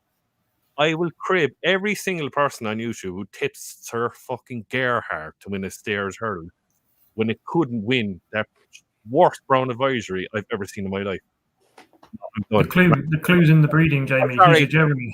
Jeremy's exactly. 2 miles. I'm sorry, I should have kept this for renting a race, and now I'm renting, so I'm going to stop now. So Sir Gerhard wins.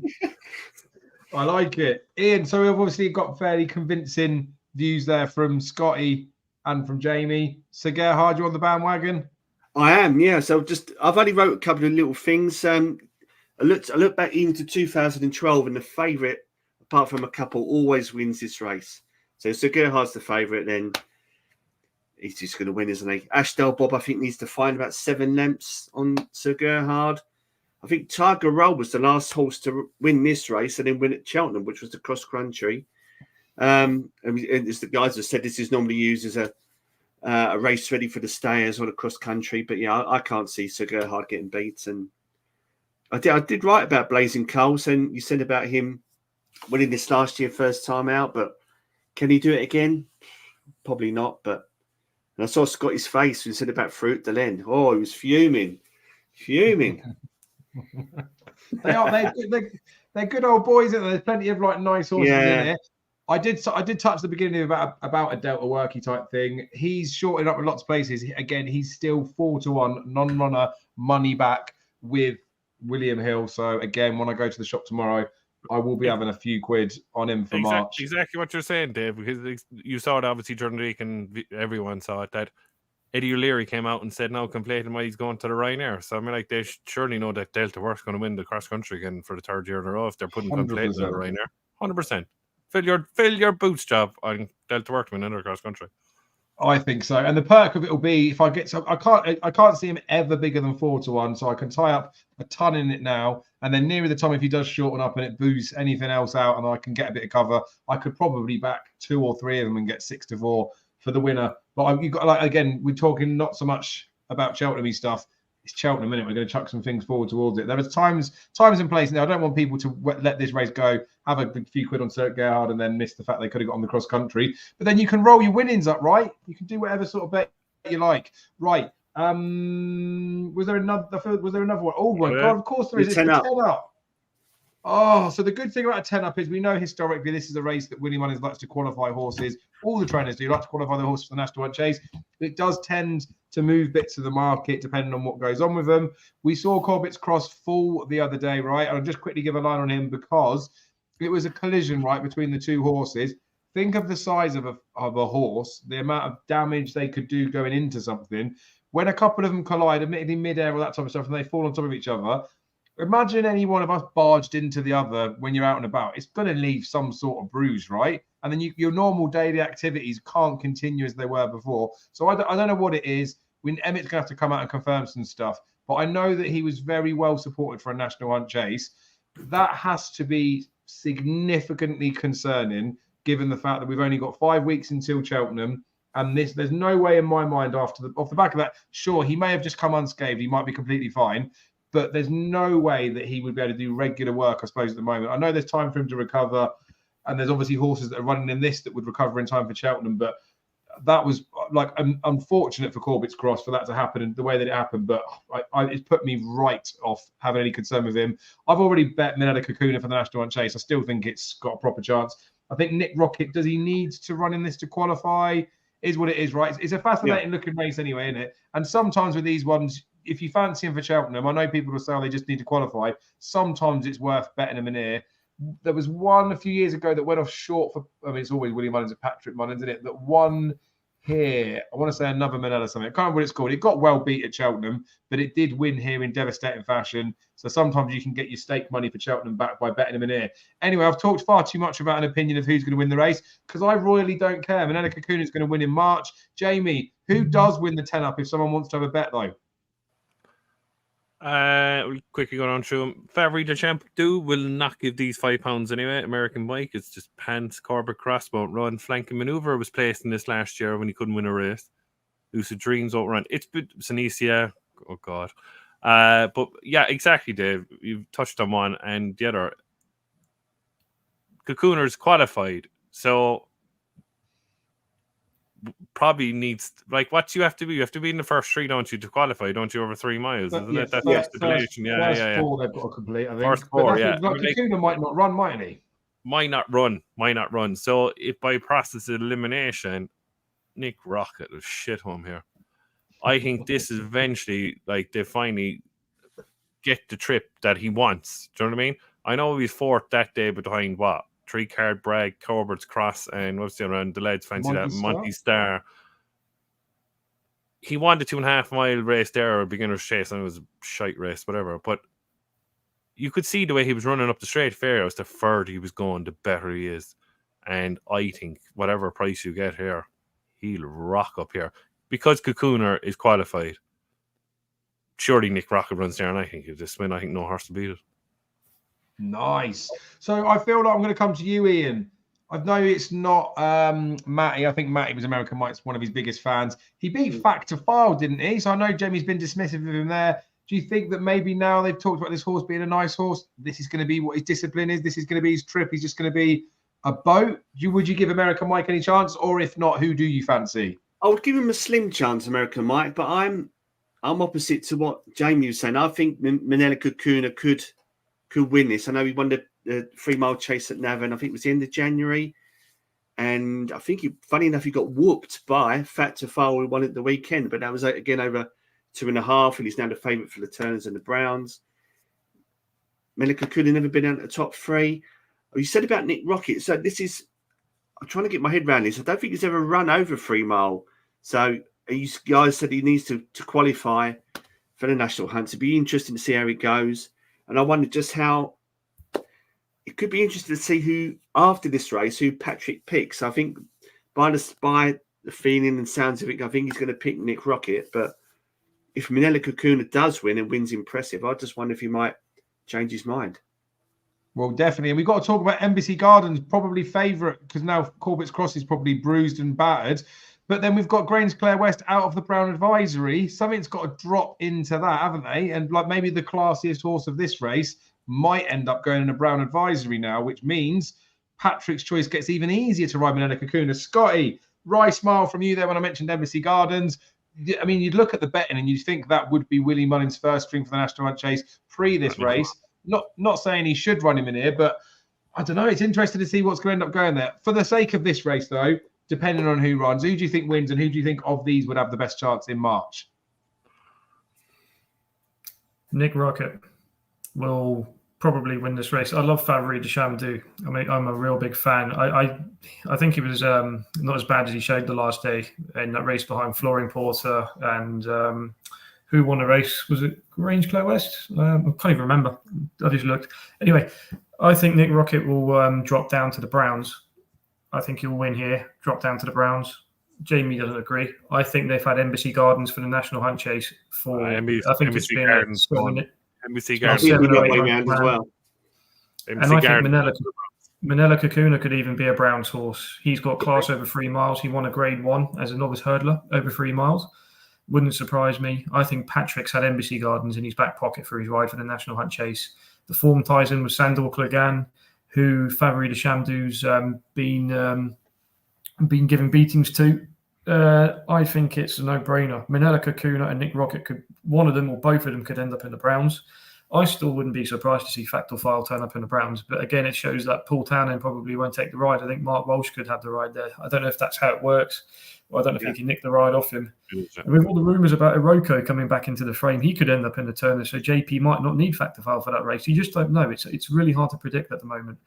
But for me, Embassy Gardens wins the National Hunt Chase. Patrick rides. And on this race on the weekend, I think Favre de Chamdou and Nick Rocket will fight it out. But I think Nick Rocket will pip him.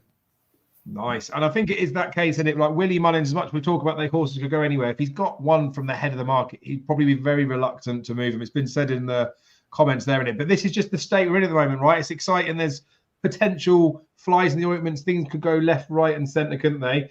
Potentially, depending on the performance in here, right? If you've got something that absolutely bolts up in a race like this, with the Brown advisory and him needing the substitute, if Nick Rocket or Kakuna did that, who effing knows? So I guess it's a fair way of us all saying that maybe we'll just have the opinion on the race on Sunday, see how it pans out, rather than rolling anything into March, because we don't really know what the fuck's going on, do we, in that race? And not to be rude about it, who cares? It's not the 4 miler anymore. Boo, boo, hiss, boo, the National Hunt Chase. Right. Anything else from... You won't be saying that when Manila Kakuna wins the National Chase, Billy, lads. Oh, it's the best race on the cards, mate. It'll kill me if he goes Brown advisory, because normally with the National Hunt Chase horse, I will bet them any race. But yeah, NBC Gardens right going for the Brown advisory, 100%. We'll never know. Well, we will know when it comes to March. We'll never know. Right, Exeter. There were some races here that everyone was really enthusiastic. I say that like we talked about it. Jaime very kindly sorted me out a list. Oh, fuck me. Right, I need to text Paul. I'll put this in. Well, if the King of Rye Hope is on the bet slip tomorrow. Oh, I actually didn't see that. No, I didn't. No. Well, then I'll text him. If the King of Rye Hope's on my horse's bet tomorrow, then he's told me, is it 3 miles? Because Trelawn's in there. What are they doing with Trelawn at the trip? Was this a race we were supposed to look at, or have I just started talking about the wrong race? No, you can talk about it now, because first look, I'd be all over Trelawn. Yeah. I still think he wants a trip, though. Yeah, but it's going right. Hold on. What's Exeter? Right hand? Yeah, sorry, because I was thinking of camera there. Yeah, it's going the other way around. Yeah, and he won easy at Carlisle that day and on debut this year over fences. It's going to right. I think he just needs to go right-handed, Dave Trelawn. So I think he's better than all these. I think he's better than him. I think he'll win. Oh, does anyone else want to say anything on the race? Because it wasn't technically supposed to be covered, but it's quite a nice one to look at, isn't it? It's nice looking race. Right, all right. Mute from everyone. What were we supposed to look at? This one. Okay, yeah, this. No, one. the next one. The next one. Is it? Next one. No. 85. Yeah. Oh yeah, that's it. 305. So again, I'll say again, but we've got Sunday we're looking at here, right? We don't know for definite who's going where. Oh, fun's at Exeter. Of this race, I would like. Oh my God, that is the race that fun's in. Go on, the Daryl Jacob. I'm a bit lost. I haven't looked at any of the Exeter stuff, so I wouldn't have an opinion there. But just skimming through there, it looks like it could be an all rightish race. Jaime, I'm just going to go in order of the list. You've obviously looked at this one. I looked at all the 3 races. All the 3 races, Dave, and I just came down quickly and sharply on a double there. I think Peaky Boyle win that listed novice hurdle. I think he was very impressive last day. I know he's coming down half a mile, in trip. I thought he just really caught my eye. I think he'll improve. Fun is like a high wind. Like if the hurdle was a foot off the ground, it would still run through it. Golden Ace probably won't run because it ran during the week. So no, I think by process of elimination, Peaky Boy will win, and I'm going to double it with person all the boys know. Per time's fine as waste time. They're all shite. The boys will say this, and I'm going to make an announcement here, and the boys are going to laugh, right? So it's Peaky Boy, and I'm going to put it a double with the Mayor's Chase because he's my apple away all the way. I mean, that's fairly well done. Right, for that novice listed hurdle, boys, Scotty, you're next on the list. Got one you like in there? Looked for about 10 minutes and I couldn't pick anything, Dave. I'm going to pass that race. Good. John, sorry, John. It's taken this long for me to offend someone, an hour and 30 minutes in. Ian, my actual favourite of the Gentleman's Change, could be John, could be Matty, could be Alex, could be OJ. Ian, when you looked at it, did you find one? I did. What Jaime said, Peaky Boy wins. Wouldn't be like him pick Henderson. That's the Henderson one. But I was been a while, isn't it? About fun. But yeah, I didn't know Daryl Jacob was jocked on. But yeah, I'm not sure about the last run. To be honest, that's put me off a bit. But yeah, I think Peaky Boy wins. Yeah, she's a bit strange, isn't she? She was. And then Jamie skipped across to the Mayor's Chase, so we'll skip to that. I think we were supposed to look at the Potemkin. We'll just quickly go back to that in a second then. So Scotty in the Mayor's Chase. Jamie's all over Apple away in here. Again, right, ignorant of me, but I didn't actually have time to look at the exit races, so I didn't bother looking at it. I mean, Melina, girl, hopefully they get him down because she's one for Cheltenham for sure. Galia Delito, I do like. She was unlucky the last day in the handicap company, wasn't she? So I'd be tempted to look at her, but Apple away, she one of these that at the beginning of the season you were looking forward to for the season because a lot of people got excited about her. Do you think this is her opportunity to shine? Yeah, without a doubt. She's a cut above these, in my opinion. Melina girl's a handicapper. She's not in Apple Away's class. Galia de Lato had a very tough race the last day. I think she's a good horse, Galia de Lato. Fontaine Cologne always runs races and is a bit in and out. Apple Away's a class above, and if she jumps around, she wins. Simple as that. And I think she'll be in the Mayor's Chase at the festival, and I think she's got a chance in that as well. 100%. Yeah. I mean, that's fairly well said. Ian, same opinion. Apple away, 3 mile trip doesn't bother you? No, but the uphill finish worries me a bit. I think Apple away prefers a bit of a flat track. I wrote down that Galia de Lato could be the one for me. I think it was second.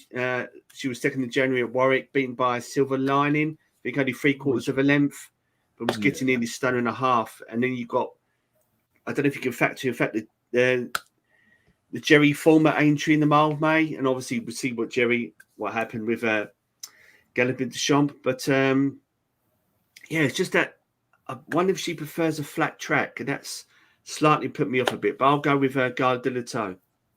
Nice. I will say, go on. Apple away, I think, and I'm contradicting myself, I think she should go for the National Hunt Chase. Wow. I think she could stay that trip. She might be. Well, this is the good thing. She's stepping up here, isn't she? This will be a nice episode. I've a lot of respect for you. All the form ties in with the likes of Grey Dawning, who's got a massive chance in the Brown. She's not beaten far by him the last day. Exactly, Scotty. I hear our all favorite here is Destiny as well. Yeah, all our favorite here are all favorite. He's on the chat all the time, Martin Lewis. How do you mean Apple away has zero form? Talking shite. Sorry, Martin. Yeah, like Grey Dawning has a right chance in the Brown Advisory, who was in the race at Exeter with the winner of the Brown Advisory, Stay Away Faye, and it's all collateral form. And Apple away ran against Grey Dawning the last day. The National Hunt Chase winner from last year, the Grand National 4th or 3rd day at the Mill. It's all tied in. It's very good for all tied in. Oh, see, I wouldn't be the full way of Martin Lewis's side of it, saying that she's got no form. But yeah, I've never warmed to Apple away. We'll see what we'll have to see, won't we? But that's the good thing about it. We will find out. We will see. And the perk is relatively deep race for a mare's division, and with most of them jocked up as well. I mean, if she goes and wins this Cosley, then she obviously is fairly youthful. Right. Do we want to go back to the Potemps, see if there's any good things in there? Because I don't know how many more times I need to say it. Get Matty on so we can just have a whole episode creaming over Chantry House before he inevitably comes sixth in the Potemps and we've done our dog. We're getting good value for the bet anyway. I mean, I do like Chantry House. Potemps is a wind-up race, full stop in it. Sometimes they're good betting heats because sometimes you look at them and think, what's going to want to win the race, given the fact that lots of them are in there just to try for the sake of it. There's a few of them I can see that are actually entered at Newbury on Saturday, especially things like American Sniper that are jocked up in here. So be interested to find out who actually comes here, who fancies this is their race. But did anyone look at this and find a good bet? Can anyone sell a story on my Drogo off a 151 winning a handicap hurdle at 3 miles? Well, obviously, you guys looked at it. I didn't. Ian, I'm going to come to you first, put you on the hot spot. Do you know who wins the Potemps qualifier, or is there one interesting for here then March? I could tell you a horse that probably needs to win, and then I could probably tell you a horse that needs to finish around about 3rd or 4th. Lovely. How's that? So, perfect. Gal Road, I think has got currently got a mark of 143. Now, I think for what I've written here, last season, Good Time Johnny won off 142, and in that race, Maximum Boss's Oscar or 145. Now, obviously, in an ideal world, they don't want Gal Road to win if he's got any chance of winning this. So they obviously need to come back to about 3rd or 4th, maybe keep that mark. But the one I looked at, it might be a bit of a long shot. There's one called Shallow River that needs to win. Won a couple of Class 2 3-mile runs at Wincanton. He was a second at Wincanton and 3rd at Warwick. So he's got a rating of 124. So I think he needs to win to qualify, I would say. But he's one I would probably look at for a couple of quid purely because he needs to win. With some of these others you got on that list, like My Drogo, I think if they win, they're going to blow their mark totally. Call Me Lord's another one. If they run, that is. But yeah, and High TT was maybe the other one I've got an eye on, but I'll go Shallow River to win, Gal Road 4th. I mean, I feel like we should be listening to Ian on this one, guys, because there's 7 or 8 Henderson horses, and he's quickly dismissed them. Scotty, Potemps handicap qualifier, the easiest jigsaw puzzles to solve week in, week out. But I mean, if someone's going to solve it, you could be the man. Did you have a good look at it? Did you find potential bet or potential clues for Cheltenham? There's one that has taken my fancy, actually. I think it's a bit of a sneaky one. I'll just quickly say that my Drogo is way overrated. He's not raced for quite some time over hurdles. I think the last time he raced over hurdles was when he won his Grade 1 at Aintree, which is the worst Grade 1 ever ran in the history of the UK racing. So, yeah, I don't know what they're trying to do with him over 3 miles over hurdles, running off 12 stones. So I don't know what they're doing. But the horse that won the Potemps final a couple of years ago had his first run a few weeks ago first run for 2 years, and that's 3rd wind. All of his back form is the best form in this race, racing against the likes of Champ Paisley Park, Lisnagar Oscar, Time Hill, Sporting John Holstein. They're all pretty solid horses, and some of them Grade 1 winners. I think a 3rd win, he got pulled up the last day off top weight. He's been dropped for one still. But he's down at 11.4. So I think it's almost a stone my Drogo have to give him. And he's getting £3 off of Call Me Lord, who's pretty much past his best, still runs solid races. Gowl Road's probably the biggest danger for the win bet in the race. But I think 3rd win could sneak into 3rd or 4th here. And I'd be looking at him again for the Potemps final. He's definitely the classiest horse in this race for sure. Nice. And that was, 660 something days was the big layoff that he had. Inevitably did pull up, but the fact that they've spun him out again would suggest there's obviously nothing amiss. He just needed a day at the races, I guess, for going forward. I mean, in the grand scheme of all of it, would be some hell of a feat to get all the way back and go and do it at Cheltenham, but you never know if he could. But then these are the types of ones, right? If he's pulled up the last time, they ain't going to be bothered if they end up winning this and then get into Cheltenham and go there and just run creditably. I don't think they'll be minding him. They'll be giving him a best effort. So fair shout, that one. Jamie, I know you've got the lovely little double that's going on in the race before this and the race after, but while you're knocking back a little can of Guinness or a pint and you want to have a little go on this race, did you find the winner of the Potemps? No, I won't be having a win bet, but exactly, Ian stole my thunder there about one of them. I wouldn't back any of the ones he said to win, but the ones I want to look with is Gowl Road. Yeah, definitely. Especially when his form ties in with it. Like, put it this way, Joe. Gowl Road wins the Per Thames final, and Crambo must have a great chance in the Stairs Hurdle with the form line there. So, yeah, exactly what Ian says. I'll be watching Gowl Road to finish in the first four, yeah. If it wins, no chance at Cheltenham, but if finish fourth, gets his handicap mark dropped a small bit, he definitely has an each way squeak in the Per Thames final, yeah, 100%. Good lads. And I'd like say this to anyone full stop, like watch all the qualifiers just because it's easy to do it, but it's much easier when it gets at the beginning of the season just to ignore them. But we're so close to Cheltenham now, right? You're going to want to do some study or something. Watch them because everyone and their dog will be giving you eye catchers that finished really well down the field or whatever it was. If you watch it yourself and you get that initial first impression without anybody else telling you what was or wasn't impressive, you will find out far more when it goes into Cheltenham. So definitely an informative one to watch. I could get the list up. It's got to be one of the last qualifiers as well, isn't there? There can't be too many more of it. There's one more, isn't there? Chepstow. Well, there's qualifiers anyway, but just watch them all. Give them all a good watch just so you can see what happens within there. Because like I say, you see things with your own eyes. And there will also be eye catchers in a Pertemps qualifier that don't make the Pertemps now that it's the top four instead of the top six. There will be horses that weren't necessarily 100% trying that will win races after. You don't need to tell you to watch horse racing. Anyway, right, Sunday then. We've talked about a few of them. Does anyone want to put their hand up and give a best bet for Sunday? Go on, Scotty. In the Boyne Hurdle. Oh, yeah, Sir Gerhard. Jamie, just the double. Is that the good thing? No, Sir Gerhard all day. Yeah. Fuck's sake. Ian? I'll go with Manila Kakuna to win the 10 up. Yeah, come on. So basically, Scotty and Jamie, that Fox Hunters race rolling into Sir Gerhard double. It's a beaut, isn't it? It's a beautiful weekend for the boys. Right. I can't thank you enough for spending especially this much time talking horses with us. We've covered an absolute abundance of racing, which will help me no end with going through races for the weekend. Obviously, it's good to form your own opinion, but it's also very important, I think, to discuss it with other knowledgeable people. So you've saved me a lot of time and you've given me lots of things to think about. Fingers crossed we get all the racing going ahead with the weather the way that it is. And big thank you to all of you out there that sit and listen to this dross, especially live when you might have better things to do. But we appreciate that too. Some of the stuff you guys say in the comments is really good. Some of it not so much, but we just enjoy the opportunity to do it. So thank you to everybody. Have great weekends, and I will stick an all my bets video up for tomorrow. Fingers crossed we're still in a positive return on investment after this weekend.